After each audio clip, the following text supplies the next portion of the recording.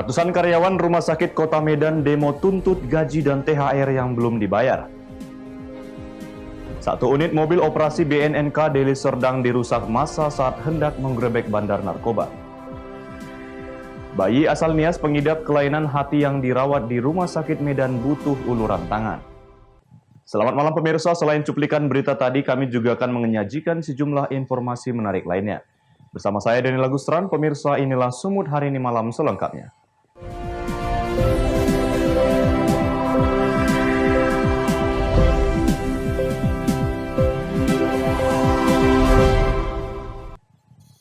Kita ke informasi pertama, pemirsa. Warga Jalan Adam Malik, Kelurahan Timbang Galung, Kota Pematang Siantar, digegerkan dengan penemuan puluhan peluru aktif yang ditemukan oleh salah seorang petugas kebersihan saat sedang melakukan pembersihan parit.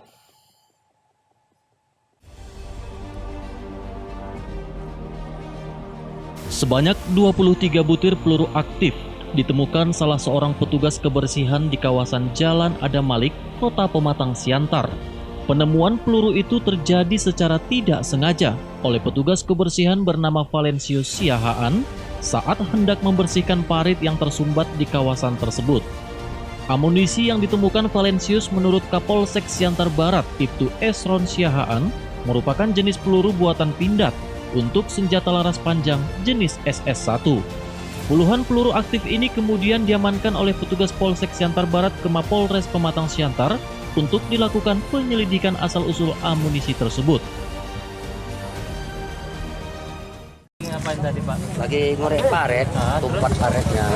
Banyak tarik pakai cangkol. Tengok gitu, kuning, angkat gini, luru gitu. Pertama dapat yang sedikit, tarik lagi. Dia ada dibungkus plastik nggak, Pak? Enggak, kosong. Berserak gitu kan? Enggak ada yang terikat ya, ada sarang. Tahunya itu peluru bagaimana tadi? Kuning nampak, pegang gitu, luru gitu. Bapak yakin tadi itu? Iya, tengok lagi ya gosok-gosok. Ini masih aktif, kita kan takut. Udahlah, kasih aja lah. Jo Ambarita melaporkan untuk Evarina TV.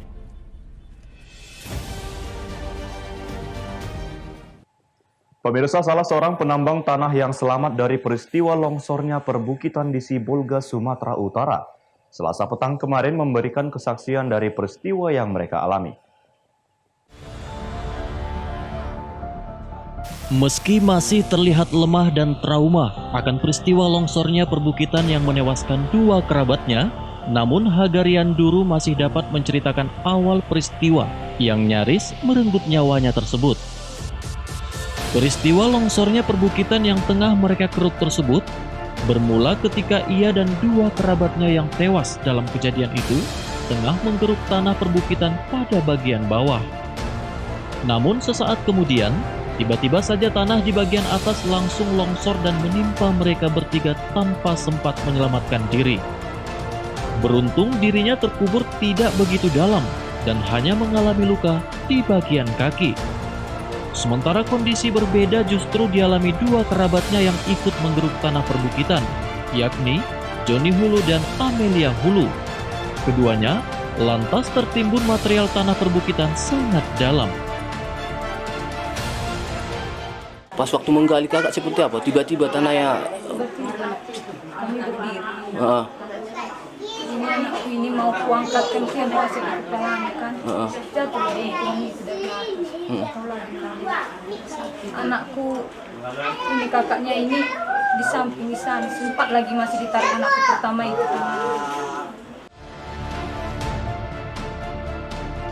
Baharudin Simanulang melaporkan untuk Evarina TV. Pemirsa, ratusan karyawan Rumah Sakit Marta Friska Medan menggelar aksi demo di depan Rumah Sakit Marta Friska Jalan Yosudarso Medan, Sumatera Utara. Aksi tersebut menuntut gaji dan THR yang belum dibayar oleh pihak manajemen. Ratusan karyawan Rumah Sakit Marta Friska Medan yang terdiri dari perawat, staf administrasi, sopir, dan satpam menggelar aksi demo di depan Rumah Sakit Marta Friska, Cabang Brayan, Jalan Yosudarso Medan. Para karyawan menuntut 4 bulan gaji yang belum dibayar. Di samping itu juga, para karyawan menuntut uang THR yang belum dibayar. Selain gaji dan THR, karyawan yang datang juga menuntut tindakan semena-mena manajemen dalam melakukan pemutusan hubungan kerja secara sepihak. Sarmina Saragi, salah satu karyawan yang telah bekerja 23 tahun, mengatakan bahwa terjadi ketidakadilan di mana adanya karyawan lain yang digaji serta pemutusan kerja tanpa kompensasi yang dilakukan secara tiba-tiba. Kami unjuk rasa karena gaji kami sudah 4 bulan tidak diberikan. Beserta THR. Masih separuh, digajinya 1 juta aja. Dicicil. Kami tidak terima. Bulan 4 kami tidak digaji, tapi yang di dalam bekerja dibayar full 1 bulan. PHK kami secara sepihak. Tidak pemberitahuan. Kami langsung dikeluarkan surat. Kami tidak setuju dengan pembuatan mereka, penindasan intimidasi buat karyawan. Jadi Ibu Saya kurang lebih 23 tahun di sini mengabdi. Tapi seperti itulah. Ibu mintanya apa kepada manajemen? Kami minta pada manajemen agar gaji kami diberikan. Hak-hak kami.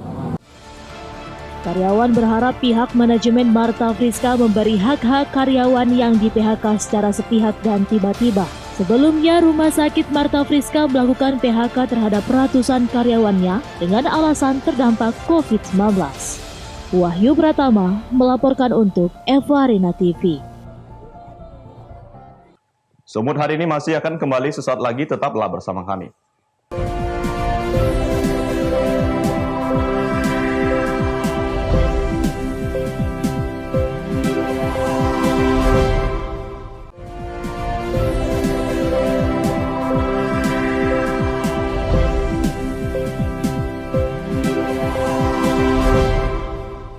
Terima kasih masih bersama kami pemirsa. 1 unit mobil operasi Badan Narkotika Nasional Kabupaten Deli Serdang dirusak massa saat hendak menggerebek narkoba di Desa Raugemuk, Kecamatan Pantai Labu, Kabupaten Deli Serdang, Sumatera Utara.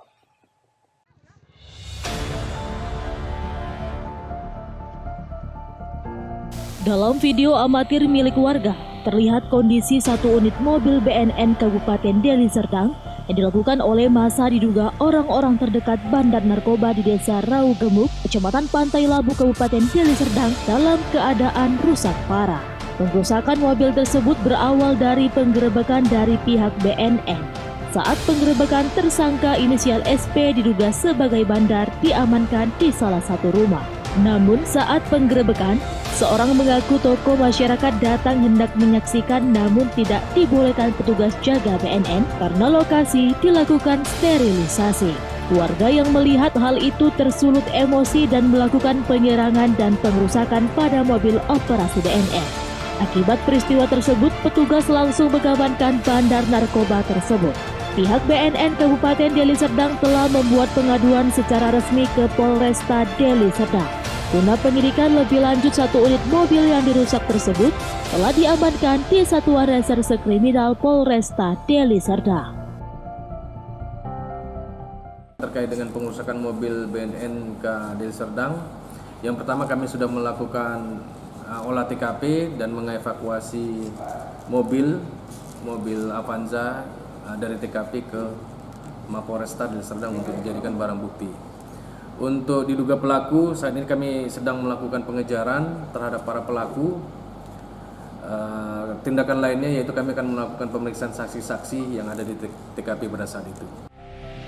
Saat anggota BNN Kabupaten Deli Serdang melakukan penangkapan terhadap bandar narkoba jenis sabu. Sebelum ditangkap, pelaku sempat memprovokasi warga untuk menyerang petugas. Saat ini pihaknya telah melakukan pemeriksaan terhadap saksi dan melakukan pengejaran terhadap SP, diduga sebagai bandar narkoba yang berhasil melarikan diri. Abdul Malik melaporkan untuk Eva Rina TV. Pemirsa, kepolisian sektor Sunggal bersama pihak kejaksaan melakukan pemusnahan barang bukti narkotika jenis sabu seberat 3 kg. 1 tersangka tidak dihadirkan karena reaktif COVID-19. Polsek Sunggal memusnahkan barang bukti narkotika jenis sabu seberat 3 kg yang berhasil diungkap oleh tim Sus Polsek Sunggal pada bulan Juli lalu. Pemusnahan ini dipimpin langsung oleh Kapolsek Sunggal, Kompol Yasir Ahmadi, yang disaksikan langsung oleh pihak Kejaksaan Negeri Cabang Labuan Deli serta Lab 4 Polda Sumut. Barang bukti narkotika dimusnahkan setelah melalui proses pengujian oleh tim Lab 4 Polda Sumut dan kemudian dilarutkan dengan cara dimasak. Selain mengamankan barang bukti 3 kg sabu yang dibungkus teh Cina, TK Polsek Sunggal juga mengamankan 2 orang tersangka, yaitu YMN dan MJ. Namun 1 orang tersangka YMN tidak dapat dihadirkan di pemusnahan barang bukti karena ketika dilakukan pemeriksaan rapid test COVID-19, tersangka dinyatakan reaktif COVID-19. Penangkapan kita terhadap tersangka yang membawa narkotika jenis sabu, dan hari ini kita musnahkan bersama dari Kejaksaan, Laboratorium Forensik Polda Sumatera Utara, tokoh masyarakat, dan juga dihadiri oleh tersangka dan pengacaranya untuk memusnahkan barang bukti tersebut sejumlah 3 kg dan sudah kita saksikan tadi, kita musnahkan bersama-sama, sehingga hal ini selanjutnya nanti akan kita lanjutkan ke Kejaksaan untuk penuntutannya. Ada berapa tersangka? Ada 2 tersangka yang kita amankan. Saat ini kondisinya sedang reaktif dari hasil rapid test sehingga tidak bisa kita laksanakan pemusnahan di Polrestabes Medan tadi bersama dengan yang lain. Saat ini tersangka YMN yang dinyatakan reaktif COVID-19 tengah menjalani isolasi di ruangan khusus yang ada di Polsek Sunggal. Daniel Pekuali melaporkan untuk Eva Rina TV. Pemirsa, 1 unit rumah warga Kelurahan Sinaksak, Kecamatan Tapian Dolok rusak akibat ditimpa bangunan perumahan yang ambruk. Akibat kejadian ini, kerugian korban ditaksir mencapai 50 juta rupiah. 1 unit rumah warga di Kelurahan Sinaksak, Kecamatan Tapian Dolok, Kabupaten Simalungun, Sumatera Utara rusak akibat ditimpa 2 unit bangunan rumah yang ambruk milik perusahaan perumahan. Rumah warga yang rusak tersebut milik Risma Hatta Purba. Kejadian tersebut terjadi pada pukul 9:30 waktu Indonesia Barat, mengenai bagian kamar rumah milik Risma. Selain dinding kamar yang hancur, perabotan rumah milik warga juga rusak. Peristiwa ini merupakan yang kedua kalinya karena sebelumnya sebulan yang lalu kejadian serupa juga terjadi, namun tidak mengenai rumah warga tersebut. Korban mengatakan kejadian ini diakibatkan bangunan perumahan tidak memiliki saluran pembuangan limbah. Korban juga mengaku sebelumnya juga memberikan teguran berulang kali melalui lurah kepada pihak perumahan, namun tidak diindahkan. Dan sampai saat ini pihak perumahan belum ada melakukan ganti rugi terhadap korban. Meski tidak ada korban jiwa, namun korban yang mengalami kerugian ditaksir mencapai puluhan juta rupiah. Korban berharap pihak perumahan menyelesaikan kerusakan rumah miliknya. Kepada pihak perumahan ini ya diselesaikan secara baik ini, kan gitu. Karena kita yang korban ini ya harus dipikirkan dia. Kita memang rakyat kecil ini ya harus dipikirkan, jangan tertindas saja terus, kan itu kan. Nah, tolonglah kepada bapak yang bisa menyelesaikan permasalahan ini diselesaikan secara akal sehat. Saat ini korban beserta istrinya sementara tinggal di rumah anaknya menunggu rumah miliknya diperbaiki oleh pihak perusahaan perumahan. Penta News Miring melaporkan untuk Eva Rina TV. Semut hari ini masih akan kembali sesaat lagi, tetaplah bersama kami.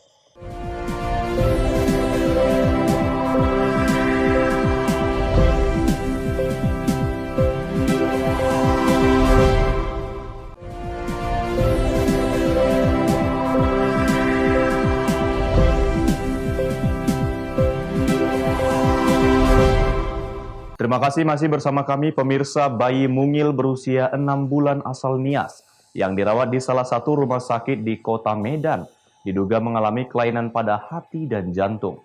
Saat ini kondisinya sangat mengkhawatirkan. Kondisi perutnya yang terus membesar hingga warna kulit yang menguning membuat kedua orang tuanya tidak mampu untuk membiayai perobatannya dan membutuhkan uluran tangan dermawan. Nadine Sohaga Gulo, anak kedua dari pasangan Ivan Berkataban Gulo dan Ernawati, saat ini kondisinya sangat mengkhawatirkan setelah dirujuk oleh Rumah Sakit Umum Daerah Gunung Sitoli. Saat ini bayi malang tersebut tengah dirawat di Rumah Sakit Umum Murni Teguh di Jalan Jawa, Medan. Setelah hampir 3 hari menjalani pemeriksaan, Nadine Sohaga Gulo diduga mengalami kelainan pada hati serta jantung dan paru-paru sejak lahir. Banyaknya penyakit bawaan sejak lahir, bayi malang ini bisa disebut sudah mengalami komplikasi untuk menjalani perawatan medis. Orang tua Nadine harus menyiapkan biaya yang cukup besar yang mencapai hingga 1 miliar rupiah untuk penanganan medis seperti pencangkokan hati.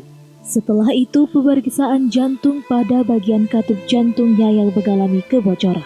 Keluarga tidak mampu tersebut saat ini tengah ditanggung oleh BPJS. Namun BPJS hanya menanggung sebagian penanganan medis bayi tersebut karena biaya terlalu besar. Rumah Sakit Murni Teguh juga berencana merujuk Nadine ke Rumah Sakit Cipto Mangunkusumo di Jakarta karena di rumah sakit tersebut sudah beberapa kali melakukan pencangkokan hati dengan tingkat keberhasilan yang baik. Ya. Pasien ini saya terima kemarin dengan keluhan ada kuning, kemudian ada dengan perut membesar. Kemudian udah kita lakukan berbagai pemeriksaan. Jadi pemeriksaan yang udah kita lakukan sejauh ini pada anak ini ternyata banyak berbagai masalah yang terjadi.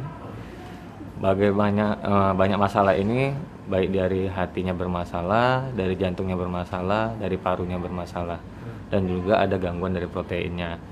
Untuk dari hatinya sendiri sejauh ini dari pemeriksaan kita, anak ini cukup menderita penyakit yang sangat mengkhawatirkan dan curiga ke arah atresia biliar. Dan atresia biliar ini merupakan sakit yang sangat berat. Sejauh ini kalau untuk yang namanya atresia biliar penyebabnya tidak diketahui, tapi faktor risikonya bisa didapat melalui infeksi. Tapi kalau untuk yang kelainan jantungnya jelas kelainan jantung bawaan. Jadi dari bawaan lahirnya sudah ada kelainan jantungnya. Tak jarang Nadine menangis tiba-tiba karena menahan sakit yang membuat kedua orang tuanya ikut meneteskan air mata. 2 bulan belakangan ini Nadine sering bergerang dan menangis hingga perutnya semakin membesar. Saat ini mereka tengah mengumpulkan sumbangan dari berbagai dermawan, baik melalui media sosial maupun dari para kerabat. Ya sebagai orang tua memang mendengar biayanya nggak ada daya kami ya. Tapi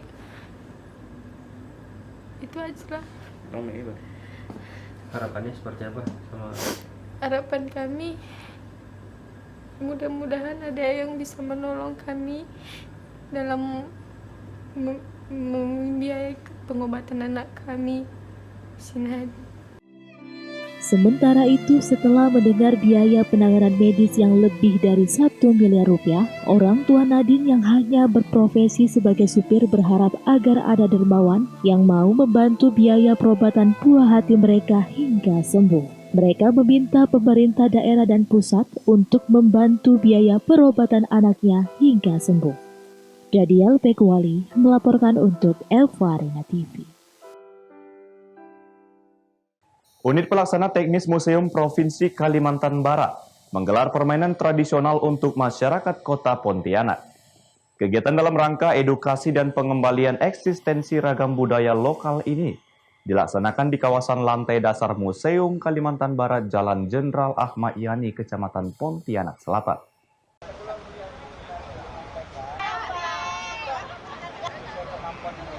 Guna mengembalikan eksistensi ragam budaya di tengah gempuran teknologi yang terus berkembang, Unit Pelaksana Teknis Museum Provinsi Kalimantan Barat menggelar permainan tradisional yaitu lempar tabak atau biasa dikenal dengan permainan tapak gunung. Kegiatan ini dilaksanakan di kawasan lantai dasar Museum Kalbar pada Sabtu sore 5 Agustus 2020. Sebelumnya peserta diwajibkan mendaftar secara online. Permainan yang berlangsung selama 12 hari di bulan Agustus ini diikuti sejumlah masyarakat Kota Pontianak, mulai dari anak-anak, komunitas, hingga orang dewasa. Kepala Unit Pelaksana Teknis Museum Provinsi Kalimantan Barat, Kusmin dari Triwati, mengatakan tujuan diselenggarakannya permainan tradisional ini adalah sebagai bentuk edukasi bagi masyarakat. Selain itu juga sebagai pola awal untuk mengembalikan ragam budaya Indonesia yang mulai hilang. Kita lakukan olahraga dan permainan tradisional. Hari ini adalah main tabak. Pesertanya alhamdulillah bervariasi. Kemarin itu banyak anak-anak, hari ini semuanya ibu-ibu yang rindu dengan permainan tradisional. Jadi kita mengedukasi masyarakat, tetap itu intinya yang paling utama. Nah, kenapa permainan kita angkat? Dan pertama ini hilang. Dan anak-anak sekarang kan banyak bermain gadget ya. Jadi ini juga untuk mengembalikan anak-anak biar tidak banyak bermain HP. Kusmindari menambahkan, pada dasarnya permainan lempar tabak atau tapak gunung ini memiliki filosofi sebagai simbol dari usaha seseorang di dunia. Jika kita gigih dan mau bekerja keras, maka akan ada hasil dari apa yang kita upayakan. Dari Pontianak, Kalimantan Barat, Indra Budi Santoso, Kantor Berita Antara, mewartakan. Pemirsa, demikianlah rangkaian informasi dalam Sumut hari ini malam ini. Saya Daniel Agustran mewakili kerabat kerja yang bertugas pamit undur diri. Terima kasih atas kebersamaan Anda dan sampai jumpa.